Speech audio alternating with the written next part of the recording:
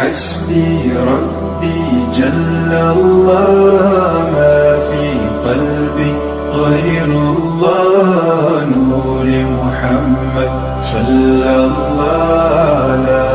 إله إلا الله. أعوذ بالله من الشيطان الرجيم. بسم الله الرحمن الرحيم. قال مالك أخبرني زيد بن أسلم أن عطاء بن يسار أخبره أن أبا سعيد الخدري أخبره أنه سمع رسول الله صلى الله عليه وسلم يقول إذا أسلم العبد فحسن إسلامه يكفر الله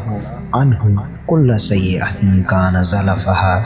وكان بعد ذلك القصاص الحسنة بعشر أمثالها إلى 700 ضعف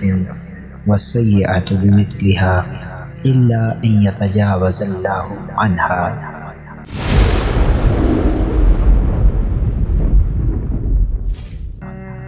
مالک زید بن اسلم عطا بن یسار سے حضرت ابو سعید خدری رضی اللہ تعالی عنہ نے بیان کیا کہ انہوں نے حضور پر نور صلی اللہ علیہ وآلہ وسلم کو ارشاد فرماتے ہوئے سنا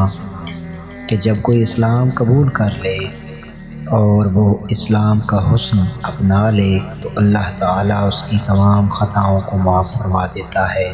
اور اس کے بعد اس کے لیے ہر نیکی کا بدلہ 10 گنا سے 70 گنا تک ہے اور برائی کا 1 کے برابر ہے، اور اللہ تعالیٰ چاہے تو اسے بھی معاف فرمائے۔